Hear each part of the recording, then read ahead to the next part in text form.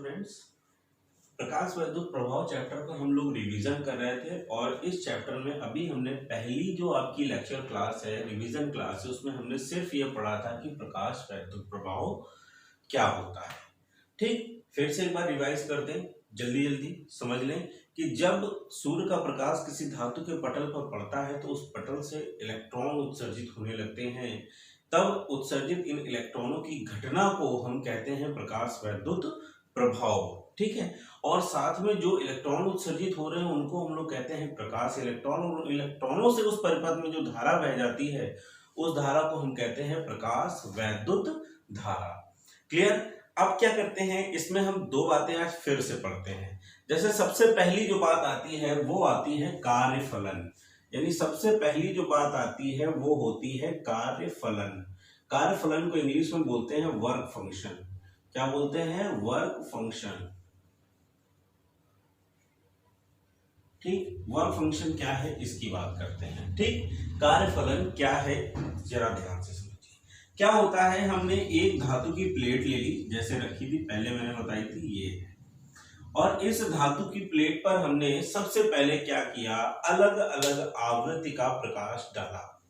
ठीक, नीचे से आप डालना स्टार्ट करते हैं। जब आपने अलग अलग आवृत्ति का प्रकाश इस पर डाला, डालने का मतलब यहां पर होगा आपतित करना। ठीक है, डालने का मतलब होता है आपतित करना, यानी जब आपने इस धातु के पटल पर अलग अलग आवृत्ति का प्रकाश आपतित किया, मान लिया सबसे पहले हमने इस पर 2000 या 2 × 10⁻10 हर्ट्ज का प्रकाश डाला। ठीक है, तो हम देख रहे हैं कि इस पर कोई प्रभाव नहीं पड़ रहा है। ठीक है, अगर मतलब ये हो रहा है कि अगर हमने इस पर 2 × 10⁻10 हर्ट्ज का प्रकाश डाला है और ये प्रकाश डालने से इस पर कोई प्रभाव नहीं पड़ रहा है, तो मतलब है कि इस प्रकाश से इलेक्ट्रॉन उत्सर्जित नहीं हो रहे हैं। ठीक है ना, फिर हमने इस प्रकाश को क्या किया, 4 × 10⁻10 हर्ट्ज का किया। अगर आपने ये जब प्रकाश 4 × 10⁻10 हर्ट्ज का किया तो आपने देखा कि इस धातु के पृष्ठ से इलेक्ट्रॉनों का उत्सर्जन हो रहा है। ठीक, यानी एक बात क्लियर हो गई कि ये 2 × 10⁻10 हर्ट्ज का जब प्रकाश डाल रहे थे तो इस आवृत्ति के प्रकाश से जो ऊर्जा बन रही थी वो ऊर्जा इस पृष्ठ में उपस्थित इलेक्ट्रॉनों को उत्सर्जित नहीं कर पा रही थी। ठीक है, लेकिन जब आपने इस पर 4 × 10⁻10 हर्ट्ज का प्रकाश आपतित कराया, डाला, तो इनसे इस आवृत्ति से जो ऊर्जा बन रही थी वो ऊर्जा क्या कर रही थी, इस धातु के पृष्ठ से इलेक्ट्रॉन उत्सर्जित करा ले रही है। ठीक, तो ये मान लिया इसके बाद, या ये जो ऊर्जा है वो वही न्यूनतम ऊर्जा है, यानी ये जो ऊर्जा है वो क्या है, न्यूनतम ऊर्जा है, यानी जो न्यूनतम ऊर्जा इस धातु के पृष्ठ से इलेक्ट्रॉनों को उत्सर्जन करा रही है। ठीक, तो अब ये जो न्यूनतम ऊर्जा होती है जो इस धातु के पृष्ठ से ऊर्जा का उत्सर्जन, इलेक्ट्रॉनों का उत्सर्जन करा रही है, उस न्यूनतम ऊर्जा को हम लोग कहते हैं कार्यफलन। क्या कहते हैं? कार्यफलन। ठीक, यानी किसी धातु पृष्ठ पर आपतित प्रकाश की वह न्यूनतम ऊर्जा या आपतित विकिरण की वह न्यूनतम ऊर्जा जो उस धातु के पृष्ठ से इलेक्ट्रॉनों का उत्सर्जन करा सके, उसे हम लोग कहते हैं कार्यफलन। क्या कहते हैं? कार्यफलन। यानी आवश्यक वह न्यूनतम ऊर्जा जो धातु के पृष्ठ से प्रकाश इलेक्ट्रॉनों का उत्सर्जन करा सके, उसे हम लोग कहेंगे कार्यफलन। क्या कहेंगे? कार्यफलन। ये जो कार्यफलन है ये दो बातों पर निर्भर करता है। जो ये कार्यफलन है ये दो बातों पर निर्भर करता है। पहली बात हमने आपको बताई कि आप जो ऊर्जा बनाएंगे, कार्यफलन का मतलब है ऊर्जा, तो आप जो ऊर्जा बनाएंगे वो बना सकते हैं आप आवृत्ति से, और दूसरी आप जो ऊर्जा बनाएंगे वो आप बना सकते हैं तरंगदैर्घ्य से भी। ठीक है, यानी प्रकाश की अपनी आवृत्ति भी होती है और प्रकाश की अपनी तरंगदैर्घ्य भी होती है। दोनों बातें समझ में आ रही है कि नहीं आ रही है? ठीक है, तो अब बात कर रहे थे यहाँ पर, जैसे हमने बात की सबसे पहले कार्यफलन की, तो कार्यफलन जो है वो दो बातों पर निर्भर करता है। पहला करता है आवृत्ति पर और दूसरा करता है तरंगदैर्घ्य पर। ठीक है, तो कार्यफलन से संबंधित जो आवृत्ति होती है उसे हम लोग कहते हैं देहली आवृत्ति। क्या कहते हैं? देहली आवृत्ति। देहली आवृत्ति को हिंदी इंग्लिश में बोलते हैं थ्रेशोल्ड फ्रीक्वेंसी। क्या बोलते हैं? Threshold frequency. Threshold frequency. Threshold frequency. ठीक है, पहली बात। अच्छा, अब ये थ्रेशोल्ड फ्रीक्वेंसी जो है ये क्या होती है? देखो, जो ऊर्जा होती है, जो भी ऊर्जा होती है वो हमेशा आवृत्ति के अनुक्रमानुपाती होती है। यानी जो भी ऊर्जा होती है वो आवृत्ति के कैसी होती है? अनुक्रमानुपाती होती है। यानी अगर ऊर्जा कम चाहिए तो हमें आवृत्ति की आवश्यकता भी कम होगी, और अगर हमें अधिक ऊर्जा चाहिए तो आवृत्ति की आवश्यकता भी अधिक होगी। मतलब कम ऊर्जा के लिए हमें कम आवृत्ति का प्रकाश चाहिए और अधिक ऊर्जा के लिए हमें अधिक आवृत्ति का प्रकाश चाहिए। बात ये समझ में आ गई ना? तो देखो, अब यहाँ पर भी वही बात है। हमने कार्यफलन की परिभाषा में पढ़ा, आवश्यक न्यूनतम ऊर्जा जो धातु के पृष्ठ से इलेक्ट्रॉनों का उत्सर्जन कर सके क्या कहलाएगा? कार्यफलन। आवश्यक न्यूनतम ऊर्जा जो धातु के पृष्ठ से इलेक्ट्रॉनों का उत्सर्जन कर सके क्या कहलाएगा? कार्यफलन। तो बेटा अब याद रखो कि आवश्यक न्यूनतम आवृत्ति जो धातु के पृष्ठ से प्रकाश इलेक्ट्रॉनों को उत्सर्जन करा सके उसे हम लोग कहेंगे देहली आवृत्ति। क्या कहेंगे? देहली आवृत्ति। बात समझ में आ गई? यानी आवश्यक वह न्यूनतम आवृत्ति या आवश्यक वह न्यूनतम विकिरण आवृत्ति जो धातु के पृष्ठ से प्रकाश इलेक्ट्रॉनों का उत्सर्जन करा सके उसे हम लोग कहेंगे देहली आवृत्ति। क्या कहेंगे? देहली आवृत्ति। आवृत्ति को हम इस चैप्टर में प्रदर्शित करेंगे न्यू से। किससे प्रदर्शित करेंगे? न्यू से। ये वी की तरह बनता है, लेकिन इसमें हम लोग आवृत्ति को प्रदर्शित करते हैं कुछ इस न्यू से। लेकिन जैसे ही देहली आवृत्ति की बात आती है ये न्यू चेंज हो जाता है न्यू नॉट में। ठीक है, यानी किसी भी पृष्ठ के लिए जो देहली आवृत्ति होगी उसे हम लोग प्रदर्शित करेंगे न्यू नॉट से। किससे प्रदर्शित करेंगे? न्यू नॉट से। यानी याद रहे कि अब अगर आपको कहीं पर देहली आवृत्ति को प्रदर्शित करना है तो वो आपका कैसे प्रदर्शित हो रहा है? न्यू नॉट से। किससे प्रदर्शित हो रहा है? न्यू नॉट से। बात समझ में आ गई? अच्छा, अगली बात हमने आपको बताई, हमने बताया था कि ये जो है ऊर्जा वो आपकी तरंगदैर्घ्य पर भी निर्भर करेगा। तो अगली जो बात हम बताने जा रहे हैं वो है आपकी देहली तरंगदैर्घ्य। देहली तरंगदैर्घ्य को हम लोग बोलते हैं थ्रेशोल्ड वेवलेंथ।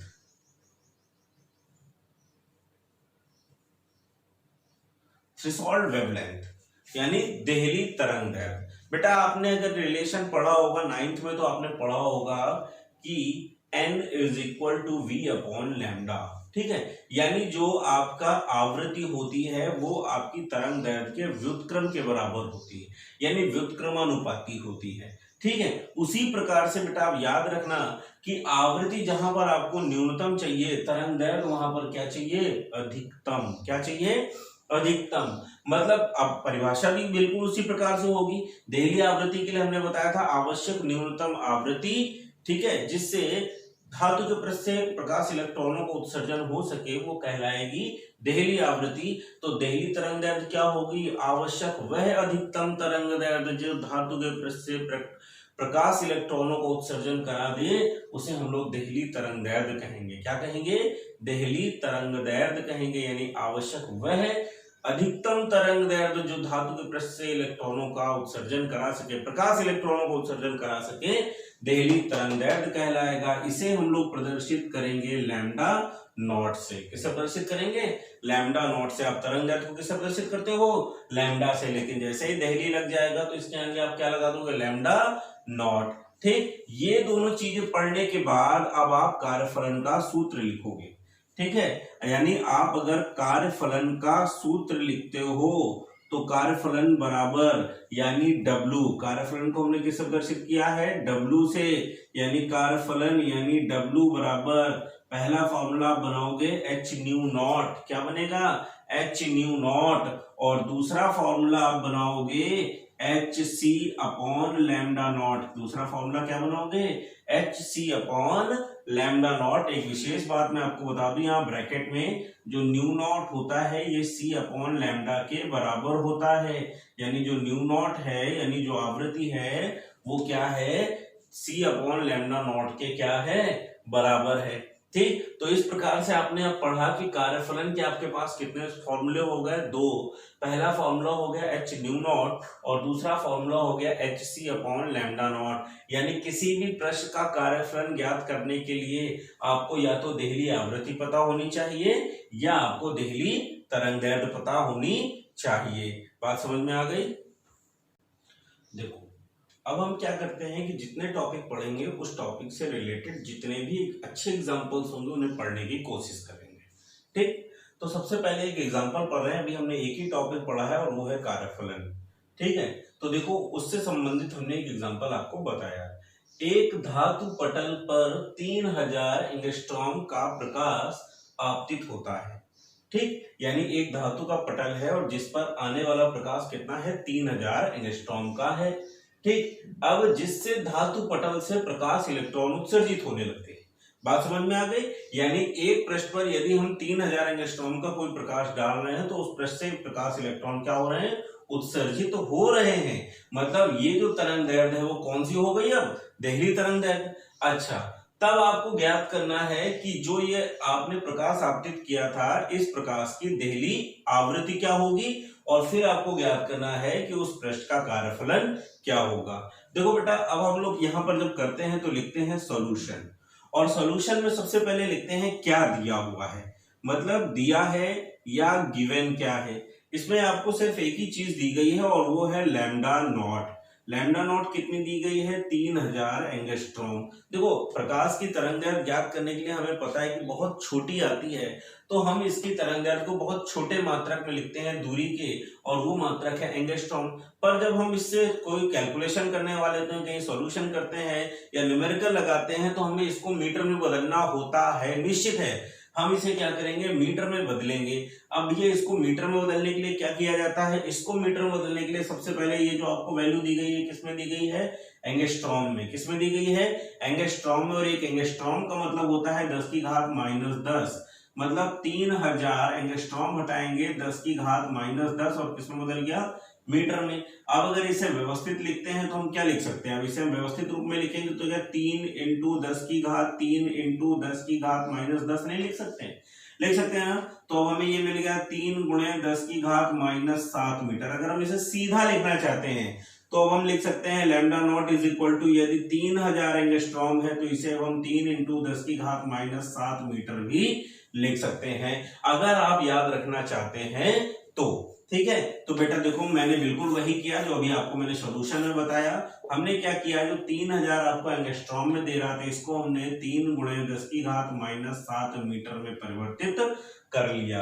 अब आपको ज्ञात क्या करना है, ज्ञात करना है सबसे पहले न्यू नॉट। क्या ज्ञात करना है, न्यू नॉट। न्यू नॉट क्या है, देहली आवृत्ति है। न्यू नॉट क्या है, देहली आवृत्ति है। याद करो हमने जब आपको सॉल्यूशन यानी जो अभी आपको हमने पीछे फॉर्मूला पढ़ाया उसमें हमने बताया है, यहाँ पर क्या लिख सकते हैं, वी नो दैट, या हम लिख सकते हैं हम जानते हैं कि इस देहली आवृत्ति और देहली तरंगदैर्घ्य में एक ही रिलेशन है, और वो क्या है, nu not is equal to c upon lambda not. Nu not क्या है, देहली आवृत्ति है, सी क्या होती है, प्रकाश की चाल है, और लैम्डा नॉट क्या है, देहली तरंगदैर्घ्य है।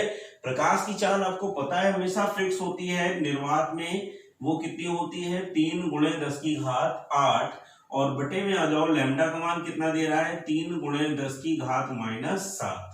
मिल गया। अच्छा अब क्या करेंगे, अब ये 10 की घात -7 है भाई, ऊपर लेके जाओ कितना आ जाएगा, तो nu not is equal to मिल जाएगा 10 की घात 8 × 10 की घात 7, ये आ गया आपका 10 की घात 15। क्या निकाल रहे हैं, आवृत्ति। क्या निकाल रहे हैं, आवृत्ति। आवृत्ति का मात्रक 10th में पढ़कर आए हो, 9th में पढ़कर आए हो, क्या होता है, हर्ट्ज। क्या होता है, हर्ट्ज। पहला आपका ऑप्शन देखो सॉल्व हो गया, जिसमें आपको देहली तरंगदैर्घ्य देकर क्या पूछा जा रहा है, देहली आवृत्ति। अगर आपसे देहली तरंगदैर्घ्य देकर देहली आवृत्ति पूछी जाती है तो आप अपने इस फॉर्मूले का उपयोग करके इसे क्या कर सकते हैं, सॉल्व कर सकते हैं। ठीक, अगली कहानी इसमें आपको दूसरा नंबर है, तो पहला आपका ये क्या हो गया, सॉल्व हो गया है। ठीक है, ये फर्स्ट नंबर था। अब आपको सेकंड नंबर में सॉल्व करने के लिए दिखता हूं, यानी सेकंड नंबर पे आपसे जो पूछा गया है वो पूछा गया है डब्लू। डब्लू क्या है, कार्यफलन। डब्लू क्या है, कार्यफलन। ठीक है, आप क्या करते हैं, जब आपको कार्यफलन का मान ज्ञात करना है तो उसके लिए आप यहाँ पर क्या लिखेंगे, सबसे पहले फिर से यहाँ पर लिखेंगे वी नो दैट। क्या पता है भाई आपको, हमको पता है कि W बराबर या तो फॉर्मूला हम h न्यू नॉट लगा दें या फॉर्मूला हम HC अपॉन लैम्डा नॉट लगा दें। क्या पता है आपको इसमें अगर अभी आपको पुराना वाला काम याद करें तो अभी आपने न्यू नॉट कमांड निकाला हुआ है, आप सीधे न्यू नॉट कमांड अगर रखना चाहते हैं तो इस फॉर्मूले को यूज करें। लेकिन मान लो आपसे न्यू नॉट नहीं पूछ रहा था, सीधे लैम्डा नॉट देके और डब्ल्यू पूछ रहा है, मतलब देहली तरंग दैर्ध्य देके आपसे कार्यफलन पूछ रहा है, तो क्या करेंगे, तो आप सीधा ये फॉर्मूला उपयोग करेंगे। चलिए आते हैं, तो W इज इक्वल टू, हमने क्या फॉर्मूला यूज किया, HC upon lambda not. H जो होता है वो एक नियतांक है, एक नियत मान है। वैसे तो आपको अभी मैं बता रहा हूं, लेकिन एग्जाम में भी आपको ये याद रखना पड़ेगा, ठीक है। तो H जो होता है ये एक नियतांक है, एक नियत मान होता है, जिसे हम लोग प्लांक नियतांक के नाम से जानते हैं। क्या होता है ये, प्लांक नियतांक होता है। तो प्लांक नियतांक यानी H का मान कितना है, 6.6 गुणे 10 की घात माइनस का 34 है। और C का मान कितना है, C का मान है 3 गुणे 10 की घात 8 है। जबकि लैम्डा नॉट का मान कितना है, 3 गुणे 10 की घात माइनस 7 है। ठीक है, थोड़ी सी कैलकुलेशन हम पीछे कर चुके हैं, 8 7 और ये ऊपर जाएगा तो हो जाएगा 15, यानी ये बन गया आपका 6.6 गुणे 10 की घात माइनस 34 और इंटू में 10 की घात प्लस का 15। अभी आप भी बताओ कि ये आपका 10 की घात माइनस 34 में प्लस का 15 जब घटेगा तो आपको कितना मिलेगा, आपको मिलेगा 6 गुणे 6 इंटू 6.6 इंटू 10 की घात माइनस 19 और आगे आप कार्य का मात्रक क्या लिखेंगे, जूल। ठीक, ये है आपका कार्यफलन जिसकी तरंग दैर्ध्य आपको दे रहा है, कितनी है देहली तरंग दैर्ध्य, 3000 एंगस्ट्रॉम। और इससे पहले हमने निकाली थी देहली आवृत्ति, जिसकी भी तरंग दैर्ध्य आपको देहली तरंग दैर्ध्य जो थी वो कितनी थी, 3000 एंगस्ट्रॉम था। ठीक है, अब क्या करते हैं, एक छोटी सी बात मैं आपको बताता हूं और ये बात आपका इस चैप्टर के लिए की होगी। देखो हमने यहाँ पर आपको बताया कि जो ऊर्जा निकाली है, ऊर्जा का मान क्या है, 6.6 into 10 to power minus 19 joule है, बहुत कम है ना, क्योंकि 10 की घात माइनस 19 है। अगर 10 की घात प्लस 19 होती तो बहुत ज्यादा होती, लेकिन 10 की घात माइनस 19 है, तो मतलब इस 6 के पहले भी आपके 18 जीरो आएंगे, तब आपको ये ऊर्जा का मान मिलेगा। ठीक, तो अब क्या करते हैं, ऐसी छोटी छोटी ऊर्जाओं को हमें क्या करना होता है, अगर अच्छे से लिखना होता है तो इसी ऊर्जा को बदलते हैं एक और ऊर्जा के छोटे रूप में, जिसे हम लोग कहते हैं इलेक्ट्रॉन वोल्ट।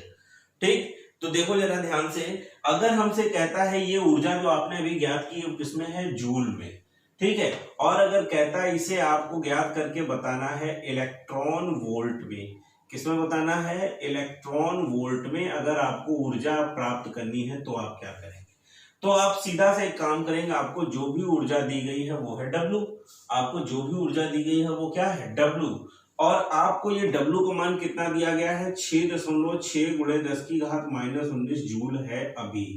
ठीक है, आपको क्या करना है, आपको इस ऊर्जा को इलेक्ट्रॉन वोल्ट में बदलना है। ठीक है, यानी इलेक्ट्रॉन वोल्ट में बदलने के लिए आप क्या करेंगे, 6.6 गुणे 10 की घात माइनस 19 जूल में जब आप 1.6 गुणे 10 की घात माइनस 19 से भाग दे देंगे तो ये जो ऊर्जा होगी वो किसमें बदल जाएगी, ईवी में। किसमें बदल जाएगी, ईवी में। ये ईवी क्या है, इलेक्ट्रॉन वोल्ट है। ये ईवी क्या है, इलेक्ट्रॉन वोल्ट है। चलो इसे कैलकुलेट भी कर लेते हैं, तो 6.6 बटे 1.6। ठीक है, अब आपकी कैलकुलेशन आपके अकॉर्डिंग दशमलव से दशमलव हटाकर आप जिस तरह से करना चाहते हैं उस तरह से कर सकते हैं। तो सबसे पहले आएगा 16 4 जा यानी 16 चौक 64, कितना बच गया यहाँ पर 2। ठीक है, दशमलव लगा दिया, हो गया 20, 16 एकम 16 दूनी 32 और 16 पंचे 80 इलेक्ट्रॉन वोल्ट। यानी वो जो ऊर्जा आपको मिल रही थी जूल में 6.6 गुणे 10 की घात माइनस 19 जूल, वही ऊर्जा आपकी इलेक्ट्रॉन वोल्ट में कितनी हो गई है, 4.15 इलेक्ट्रॉन वोल्ट हो गई है। बात समझ में आ गई। तो ऊर्जा के आपने छोटा रूप भी सीखा बनाना। ऊर्जा का छोटा रूप क्या है, इलेक्ट्रॉन वोल्ट है। और इलेक्ट्रॉन वोल्ट में बदलने के लिए आप क्या करोगे, जो भी ऊर्जा आपकी जूल में दी जाएगी उस ऊर्जा को आप सीधे से किसमें बदलोगे, इलेक्ट्रॉन वोल्ट में। तो क्या करोगे, 1.6 गुणे 10 की घात माइनस 19 से भाग देना पड़ेगा, भाग लगाना पड़ेगा। और अगर आपको मान लो ऊर्जा जूल में ही दी जा रही है तो आप सीधे से लिख सकते हो 6.6 गुणे 10 की घात माइनस 19 जूल थी। ठीक है।